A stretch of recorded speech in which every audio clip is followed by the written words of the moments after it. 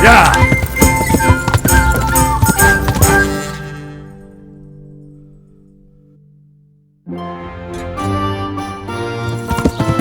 Yeah!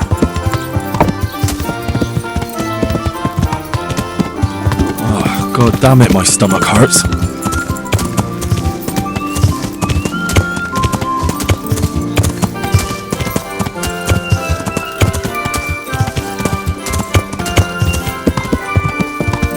Yeah!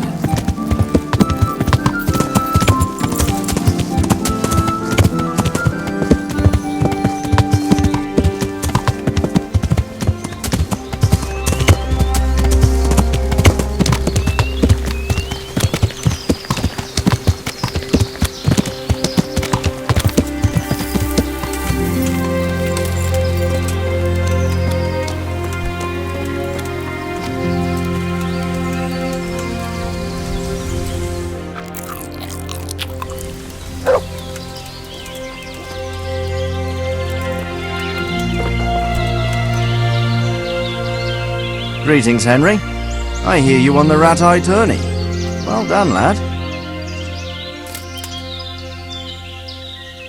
I've returned from Merhoyed, sir. How does it look then? I brought them help from the monastery. Brother Nicodemus and Johanka from Skalitz. Fortunately, Nicodemus was able to cure the disease. Well, at least what he's doing looks promising so far. Thank Christ. Some good news for a change. What about the captive? Did you question him? He was infected too. I see. Did he survive? Fortunately, he survived and I had a chance to question him. What did you find out? He was transporting the false coins to Pribyslavitz. He got them from some merchant called Menhart. I don't know him. Neither do I. But I know where the money's handed over. It's not far from Rovna, and this Menhart should be waiting there about now. Excellent, Henry. We mustn't let this opportunity slip through our fingers. You go there and put pressure on this Menhart to tell us what he knows. Don't go yet. There's something I'd like to talk to you about. I'll be with you.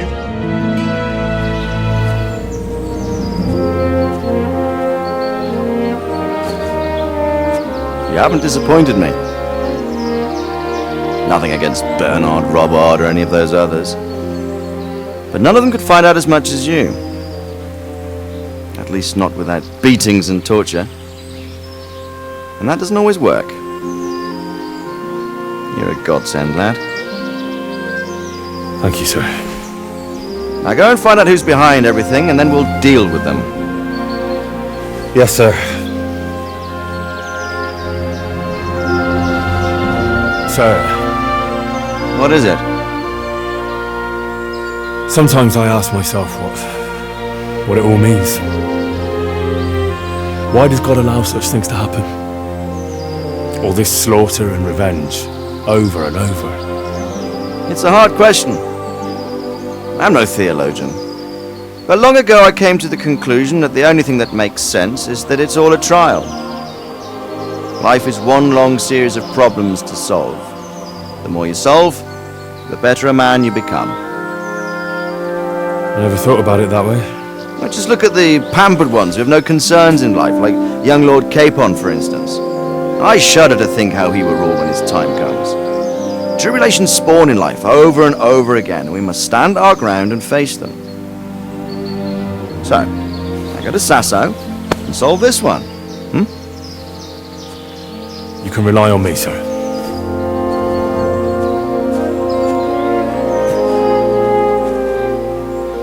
Good luck, son.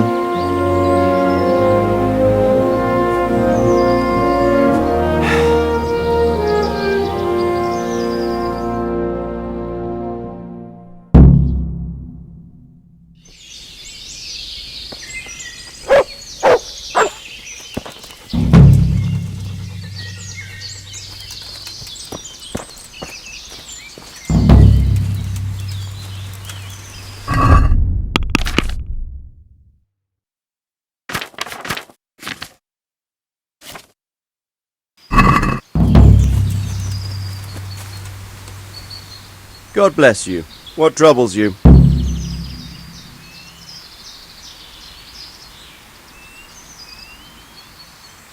Sir, can I ask you about something? Of course, Henry.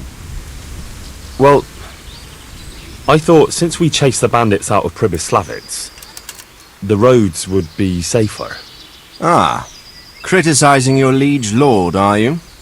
And what, in your opinion, should he do about it? Oh no, I don't mean anything by it. Just that it surprises me. Easy, lad. I'm only pulling your leg. You're quite right. The roads really aren't safe. Mostly due to one thing. My garrison is a shamble these days. I lost most of my men in Skalitz, and what I'm left with after Pribyslavitz is hardly enough even to guard Pigstein. Let alone guarding the roads and patrolling the rest of the province. I simply don't have the men. Uh-huh. I understand. That is, I didn't have the men. As it happens, you've come at just the right time. Recently, I asked an old acquaintance for help. Sir Kuno of Rickwald and his mercenary band. The men who ride with him are a rough lot, mostly former convicts, but they're as capable as any squad of soldiers. Well, excuse me for being so bold, but there's plenty of mercenaries around. Surely you can find a more respectable band? You have a point, lad, but I'd like to tell you I talked to Kuno because I trust him. But actually my reasons are of a more pragmatic nature. You see, Kuno owes me a favour, so he'll serve me free of charge. So, you want me to join them? Yes, but that's not all. I told Kuno I'd send him a guide, but really what I need is for someone to keep a close eye on him and his men. Someone reliable. And I'd say you fit the part. Go and report to him at his encampment. You'll ride with his band on patrols and make sure they don't get too disorderly. Who is this Sir Kuno of Rickwald? He's the last baron of the House of Rickwald, which became impoverished. So he took to the mercenary trade, like many poor noblemen do, unless they become robbers, which often isn't all that different. He's certainly an entertaining companion, but as a mercenary, well, let's just say he has his own particular approach to certain matters. That sounds a little worrying. Oh, it's nothing too bad. Just that now and again he needs reminding not to step over the line. How is he indebted to you? I did him quite a big service, actually. I saved him from the hangman. Oh, that sounds like quite a story. How did it happen? You should ask him. You'll be spending quite a while riding together, so it'll help pass the time. But one thing I can tell you, he seems to have taken inspiration from me. A lot of his men had their own encounters with the executioner too. All right, I'll go and report to him. Excellent. He set up camp between Ratai and Ledechko. It's a good base for covering the province. Good luck, Henry. And watch out for yourself. I will, sir. Thanks. God be with you.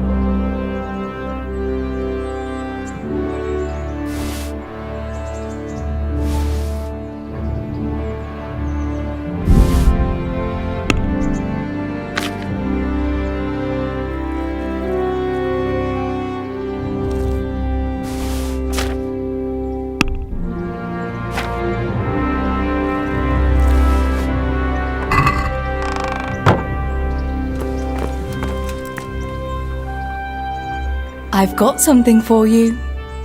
I know this is your favourite. It is indeed. Thank you. I brought you something to wear.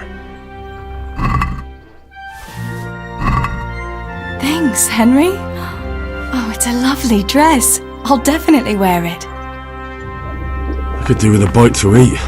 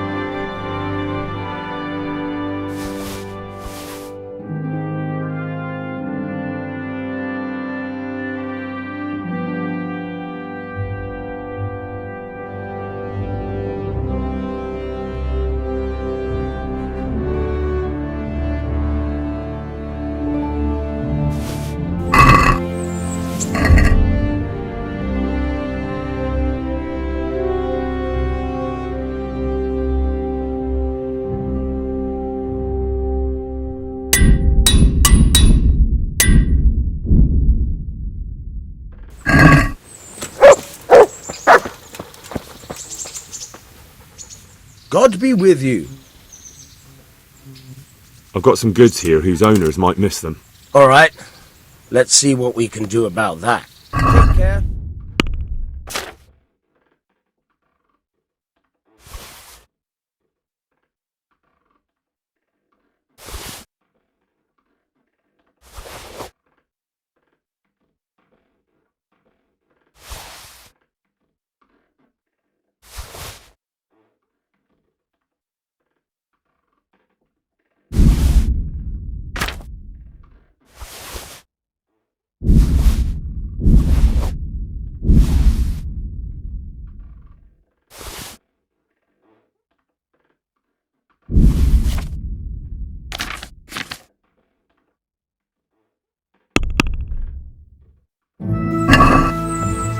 Let's talk about the price. All right, so.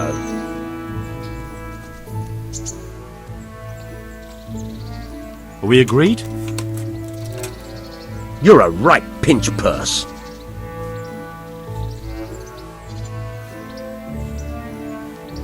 Finally, a reasonable sum.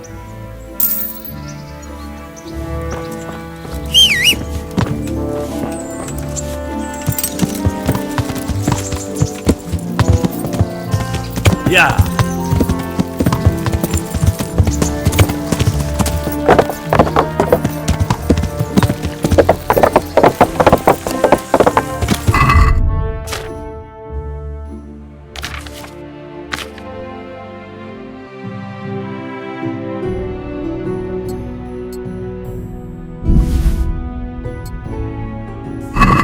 Yeah.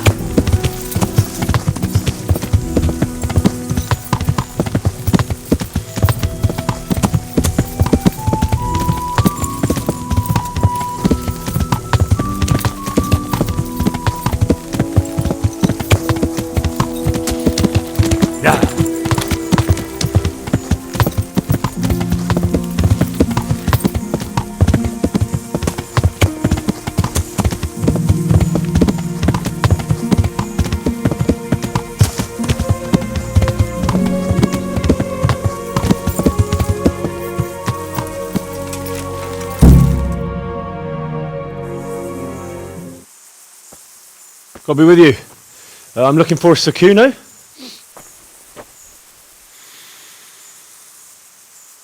Sakuno? Baron Rickvold. Isn't this his camp?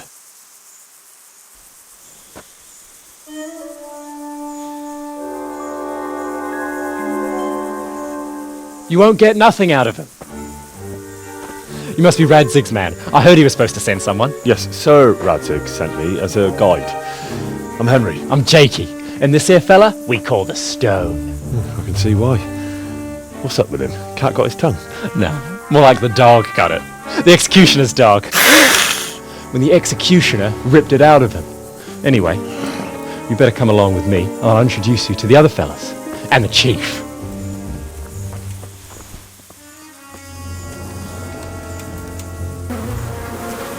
These here are the Bearman brothers. Petter and Jan. They're a barrel of laughs. Except when they're too drunk to string two words together. Like now. Don't get on the wrong side of them, though. When their blood is up, well, it ain't a pretty sight. Pleased to make your acquaintance, I'm sure. Never mind the fancy poses, Stefan. You're trying to kill the fucker, not teach him how to dance. And you, Dangler, stand your ground. Don't let him lead you round by the nose. Sir? Well, sir, this is Henry. From Lord Kobler. Ah, it's about time Radzig got round to this. We need someone who knows their way around these parts. Leave off with the bowing and curtsying. We don't hold with that tomfoolery here. Jakey! Where the hell are you sneaking off to? Go to the farm and get water. The lads are thirsty. But I went last time. And you'll go next time, you ungrateful pup. Get your ass moving. Snot-nosed brat. You pull them out of a pile of shit, and they thank you with back talk. Where were we? Oh yeah. We need a guide who knows these parts. So I hope I can rely on you, Herman. That's Henry. Right. Well, as I said to Radzig, I don't want to carry any dead weight. We could find ourselves in some very tight situations where every sword counts. I know how to handle a sword, all right. I've heard a lot of fellas say that. They still ended up on the wrong end of one. We'll find out. Stefan, take a break. Dangler, let's find out what Harold here can do. Sure. No problem, Chief.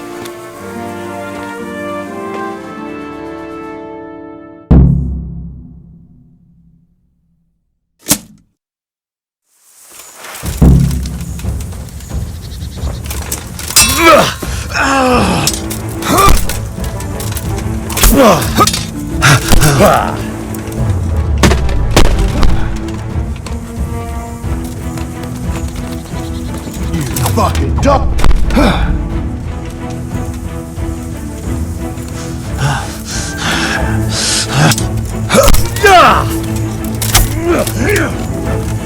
Court of a fix.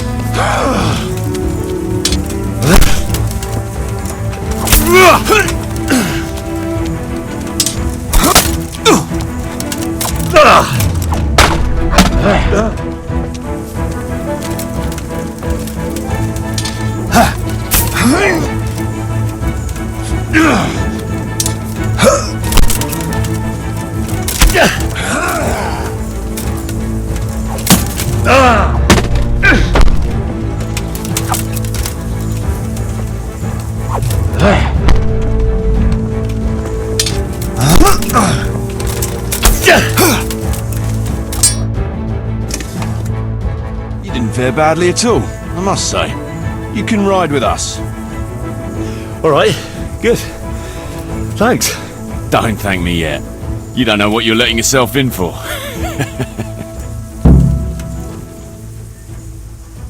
Sir Kuno, can you tell me something about yourself? Drop the sir. That title brought me nothing but grief. But what do you want to know? What about your debt to Sir Radzig? How did that come about? A twist of fate, lad. I was fighting in the hostilities between the House of Schallenberg and the town of Colleen. Some trade dispute it was, and I fought under the Schallenberg colours. In the end, the two sides negotiated a truce, and I rode to Colleen with the delegation that was to parley there. We stopped off at an inn on the way, and it was there that I met Radzig Kobula. I could tell at first sight he was a man after my own heart. A likeable rogue, with a sharp mind and a merry soul. We spent the whole night drinking together and talking, and in the morning we set off together, with sore heads, but in good temper, since he was travelling the Colleen same as I was. Only, once we reached the city gates, they arrested me on the spot. Seems the burgers had it in for me, since I'd been making their lives hell for a good 6 months. On the other hand, I was a member of the peace delegation, so by rights, they shouldn't have even looked at me sideways. And then it hit me why Radzig was there. Colleen is a royal city, so he was there to represent the king's interests. I see. So he was on the other side. That's right. Anyway, they threw me in a dungeon, and a few days later word reached me that the Schallenbergs had reached an agreement with the burghers. Only part of the deal was they would give them my head. And I'd surely have ended my days swinging from the town battlements if it hadn't been for Radzig. He liked me, and he could see it was a dirty trick, so he somehow squared things with the city council. Lucky for you. Indeed. I owe my life to Radzig, and I'll never forget it. He's asked me twice before for help. This is the third time, and how could I refuse him? So Radzig told me the Rickvold family lost its wealth. How did that happen? There's all sorts of ways to become impoverished. Nothing easier, especially when your father's a fool, and your mother's mad as a bat. Oh. But it's a long and twisted story. We took our name from Rickval Castle, but that actually belonged to the convent of the Poor Clares in Tynitz, and my father only leased it. You see, he knew the abbess there since they were young. Knew her very well. There was even talk that she only joined the order because her family wouldn't let her marry him. Anyway, whether he was fucking her right there in the convent, or he just took a lot of interest in scripture, he spent an awful lot of time in Tynitz.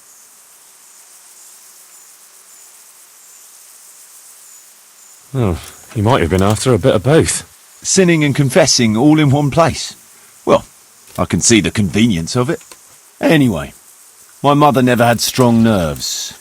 Truth be told, her sanity was always shaky. Pa's escapades drove her cuckoo entirely. Then, one frosty December morning, I was woken by screaming and smoke. I looked out the window, and I saw my mother there, in the courtyard, wreathed in flames.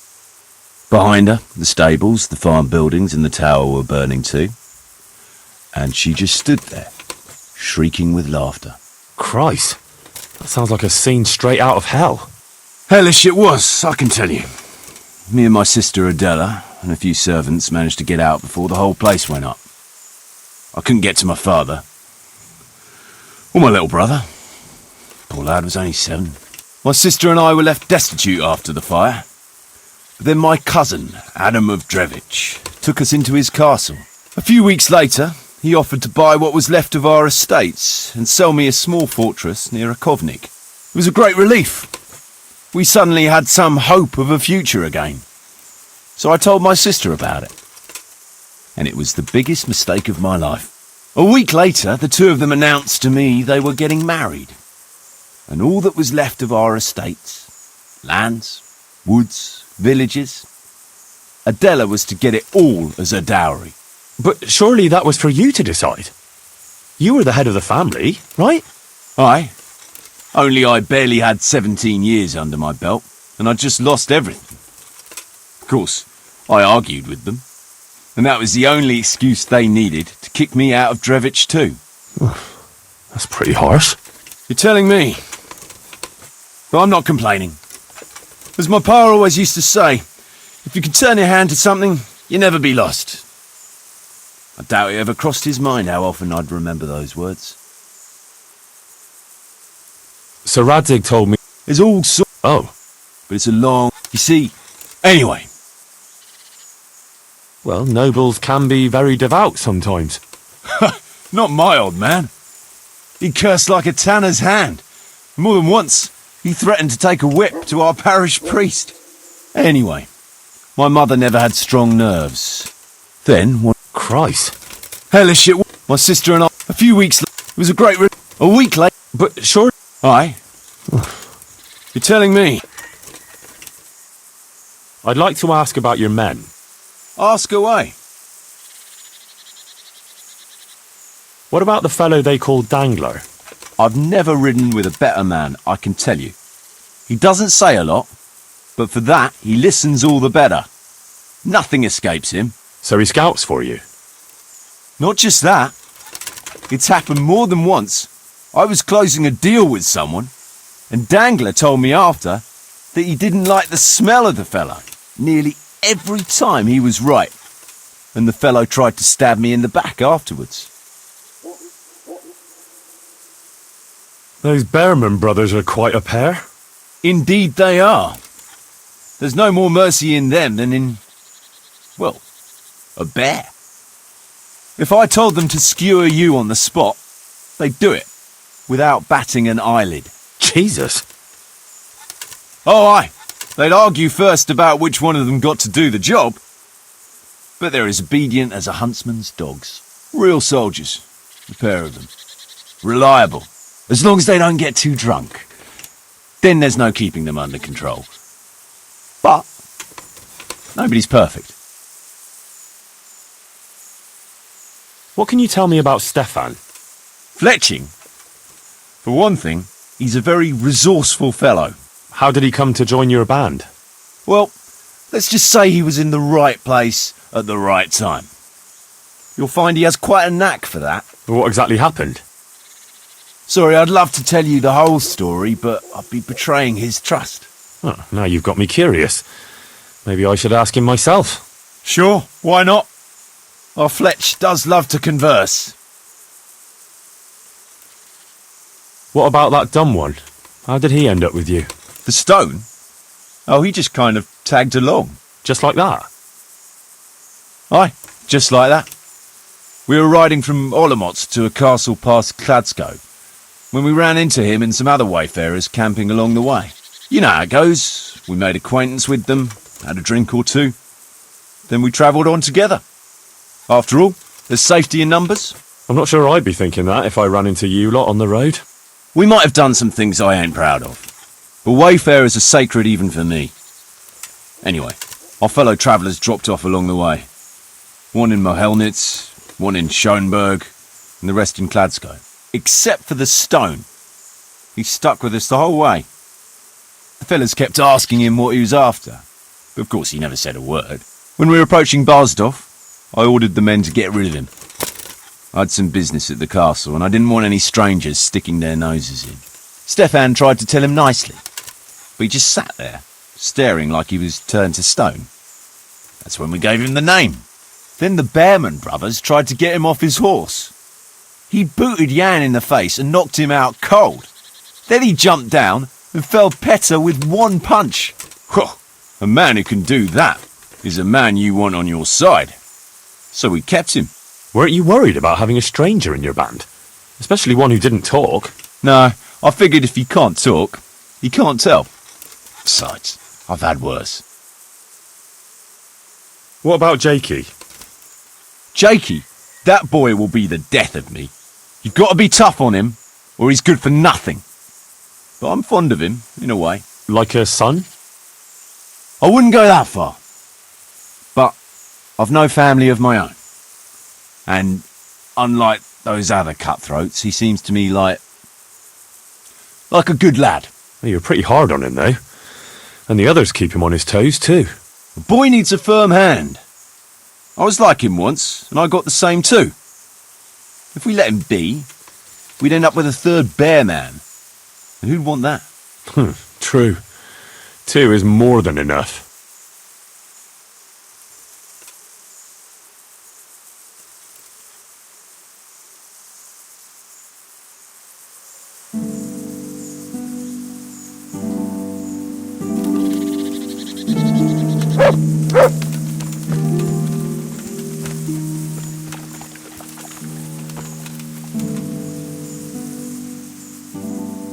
Stefan, can you tell me something about yourself? What is it you want to know, youngster? I'm curious how you ended up in Kuno's band. You noticed I don't exactly fit in with this pack of felons and reprobates, huh? Unfortunately, you can't always choose your company, can you? No, I suppose not. But how did you come to be with them? Oh, well, I'd love to tell you, but Kuno insisted we keep that between the two of us. And I'm not one to break a confidence. Oh. But, well, Kuno said it was you who wanted to keep it secret. Really? Are you sure about that? You must have misunderstood him. No, I don't think so. At least... Oh, never mind. So, where did you live before? What did you do? I used to live in a town before. Back there I was doing something very different. Although, now I think of it, maybe it wasn't that different in a way. If you know what I mean. Actually, I haven't the foggiest idea what you mean. You don't give anything away, do you? Me? I'm an open book, lad. Ask me anything you like and I'll give you an honest answer. Go on. Maybe another time. My head's starting to spin. As you wish. Shame, though. There's nothing I enjoy more than conversing. Henry, come here.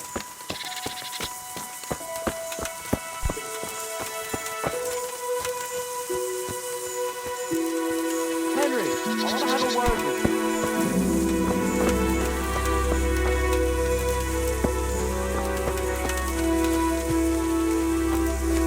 Hunting man.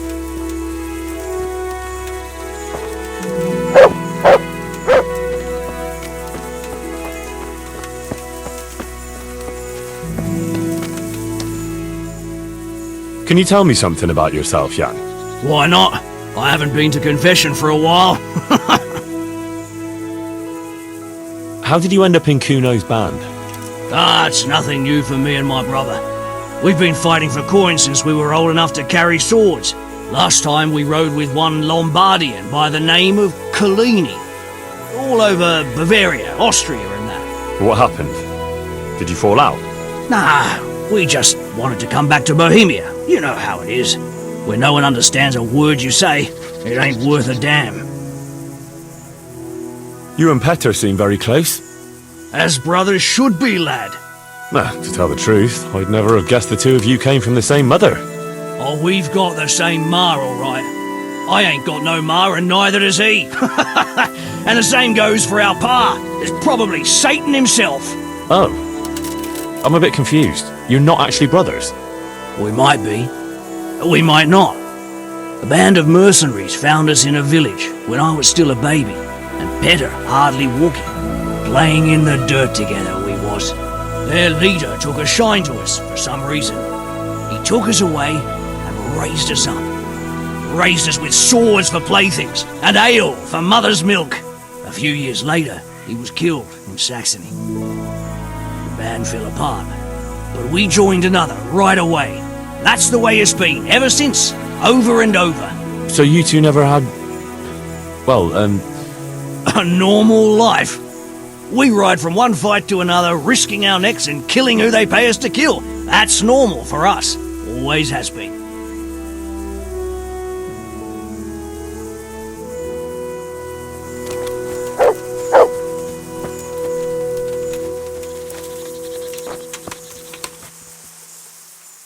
Can you tell me something about yourself? What do you want to know? Why do they call you Dangler? Because Kuno found me dangling on the end of a rope. Ah, I see. So, he saved you from execution? I wouldn't call it an execution exactly. At the time I was squire to the Lord of Buzitz. There was a proper knight for you, full of ideals and honour. I looked up to him as a hero. Then in one skirmish he was killed, and the foe took me captive. They stood me on a shaky wooden cross with my hands tied behind my back and a noose around my neck. For amusement. Then they rode off laughing. But how long were you stuck there? I couldn't tell you. Hours, maybe days. In the end everything started going black. I could feel the devil pulling me down by the legs. Jesus! How on earth did you survive? I didn't. When Kuno found me, he says I was dead as a doornail. They cut me down and took the rope off me. And someone gave me a kick and I coughed and came back to life. Sort of.